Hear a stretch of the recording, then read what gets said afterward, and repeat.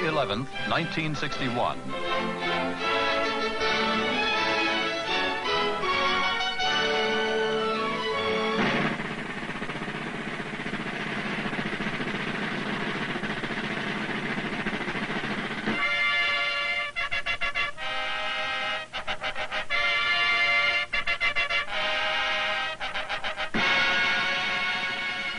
Trumpets herald the arrival in Washington of the Pakistani jetliner bearing President Mohammed Ayub Khan.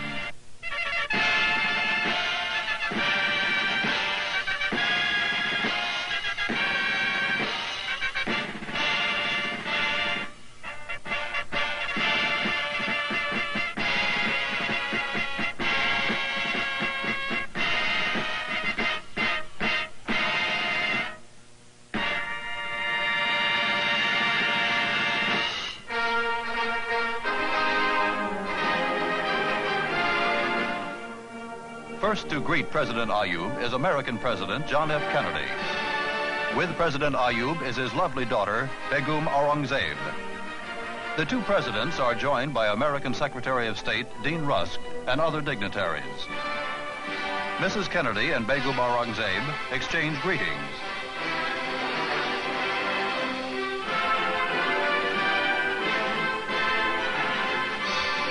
President Ayub makes his way along the reception line, while President Kennedy greets each member of the visiting Pakistani party. Prominent among them are Pakistan's Minister of External Affairs, Manzoor Qadir, and Minister of Finance, Mohammad Shoaib.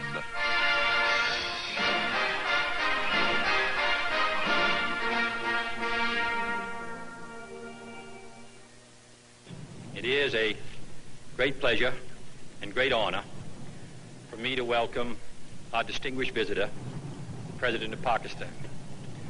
We are glad to have you here because you come as the head of an important and powerful country which is allied with us in CETO, which is associated with us in CENTO, which represents a powerful force for freedom in your area of the world.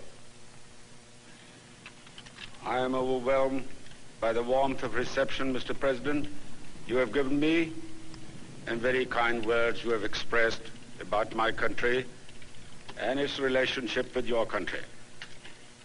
Now I'm looking forward to having the opportunity of exchanging views with you, and I have no doubt that our area of understanding will enlarge as a result of it, and our friendship will get stronger.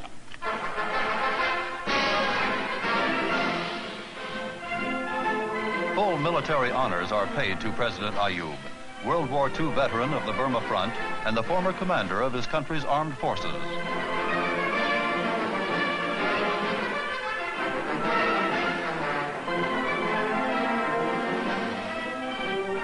In Mr. Kennedy's new presidential limousine, the two presidents acknowledge the cheers of the throngs.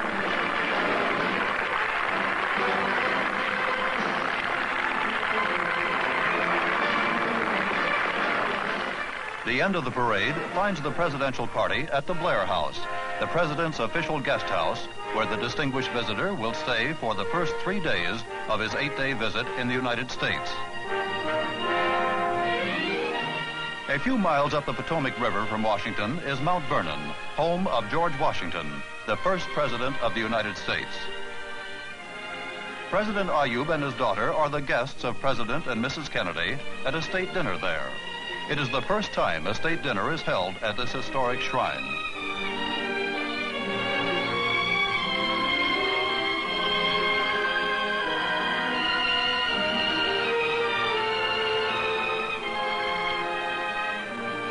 The 16-mile trip provides lovely views of the natural beauties along the banks of the Potomac.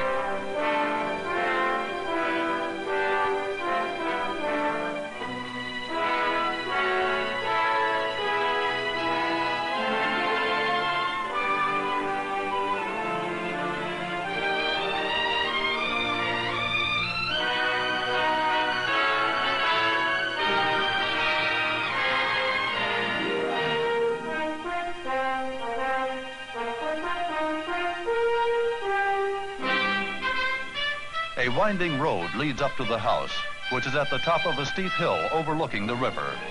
Many guests are waiting for President Ayub and President Kennedy. Among them are some of the chief diplomatic and political figures of the United States.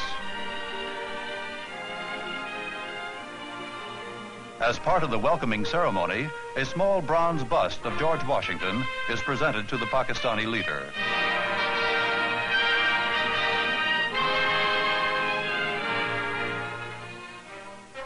As a special entertainment, a military pageant of colonial times is enacted.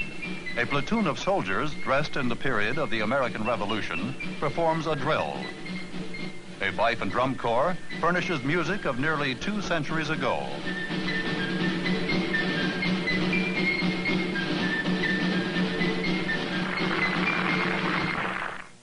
The state dinner takes place outdoors on George Washington's favorite sweep of lawn overlooking the river. President Ayub described the canopy, specially constructed for the occasion, as an American shamiana. At the dinner, President Kennedy, speaking for all Americans, says that no one could be a more welcome guest than President Ayub. The following day, President Ayub goes to fulfill one of the primary purposes of his trip to the United States: to exchange views with President Kennedy and to become personally acquainted with him. Before an unusually large representation of the international press, President Ayub confers with President Kennedy and Vice President Johnson. They stress the need of the nations of the free world to attain unity in order to promote international peace and ensure national security.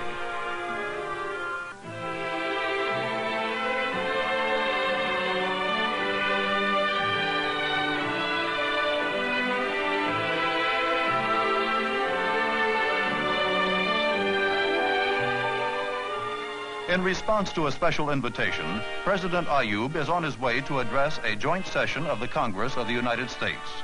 The two houses will convene together as a signal honor to the visiting head of state.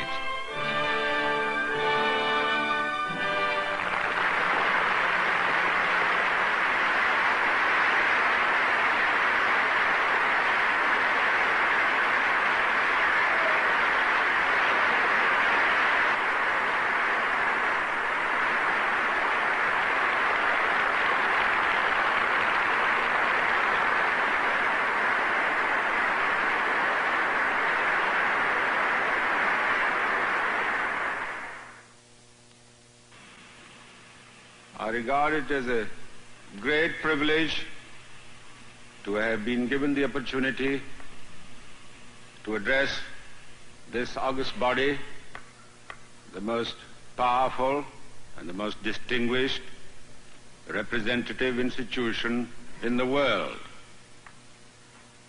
I come from Pakistan. In his address, President Ayub reviews the grave problems which face his country. He tells the representatives of the American people that if Pakistan is to retain its dearly loved freedom, it must modernize its education, its agriculture, and its industry. He acknowledges the great value of American assistance to Pakistan and states that his country takes a keen interest in the way things go in the United States. Ending his address, he expresses his confidence that the friendship between Pakistan and the United States will continue to grow in strength.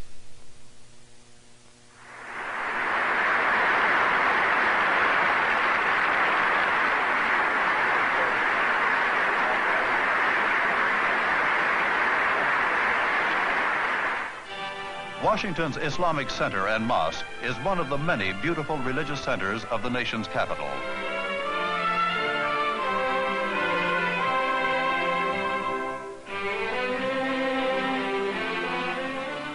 President Ayub arrives to visit this place of worship for Washington's Muslims.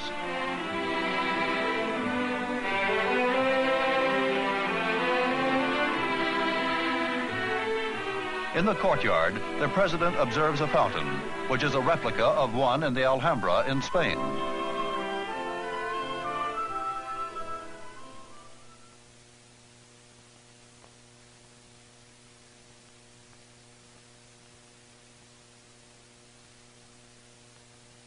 The visitor is guided through the mosque by its director, Dr. Mahmoud Hobala. Dr. Hobala explains the varied cultural and educational programs of the Islamic Center. President Ayub is pleased to visit this great center in America for research on Islam.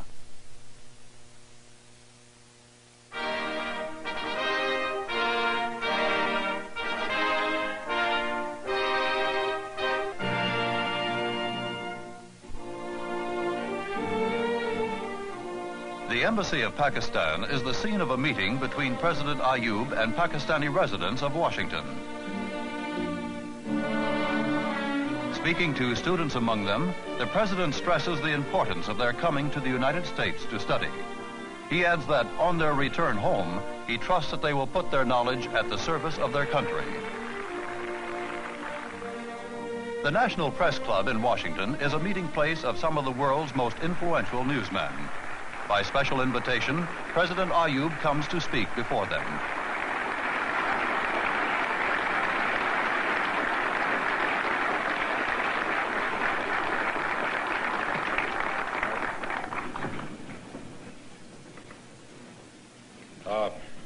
Mr. President and gentlemen, I feel rightly honored to have been given the opportunity to come to this world-famed institution and to have the opportunity to see you gentlemen. I'm most impressed by the number of intelligent faces I see all around me. After his remarks, President Ayub invites the questions of the reporters. In answer to one question, he states that the goal of his government's domestic program is the unification of his people with common values and in strong national purpose.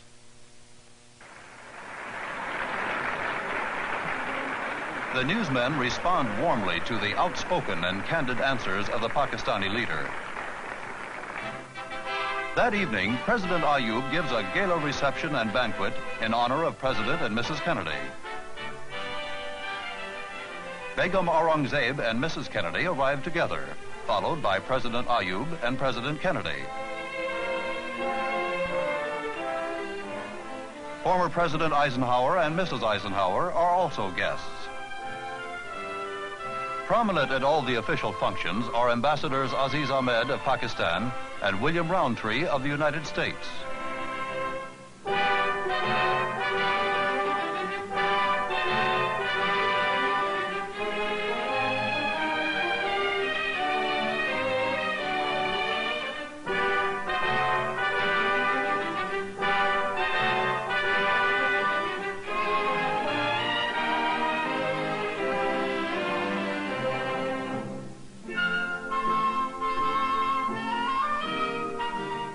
As the reception line is being formed, the host makes sure that his guests all talk to each other and that everyone enjoys himself.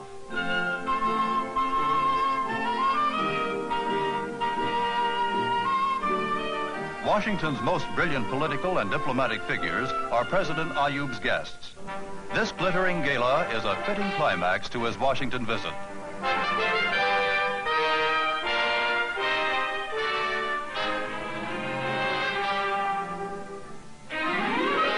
Next morning, the President and his daughter leave Washington for New York City. New York City, America's largest metropolis, city of skyscrapers, home of 8 million people, site of the headquarters of the United Nations.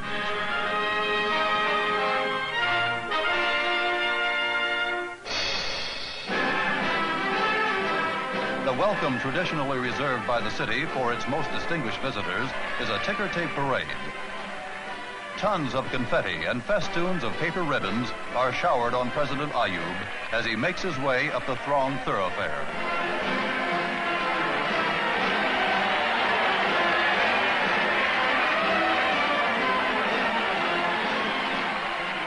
The turnout is large and enthusiastic as thousands of New Yorkers crowd to welcome a man who has proved himself the champion of a free people.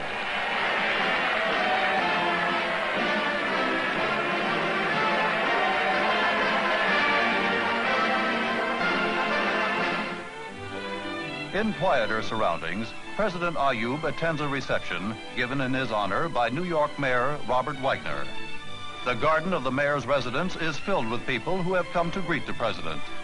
A young, pretty New Yorker presents the visitor with a symbol of the city's friendship.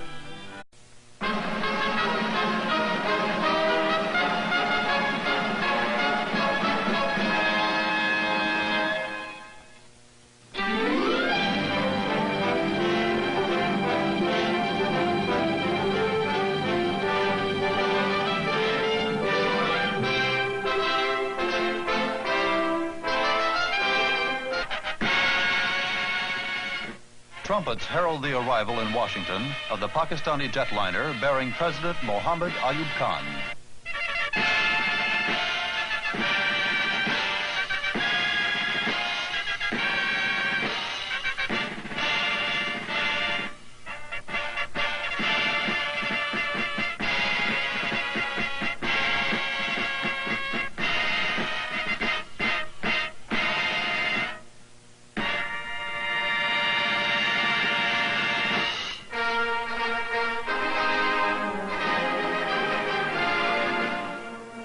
First to greet President Ayub is American President John F. Kennedy. With President Ayub is his lovely daughter, Begum Aurangzeb. The two presidents are joined by American Secretary of State Dean Rusk and other dignitaries. Mrs. Kennedy and Begum Aurangzeb exchange greetings.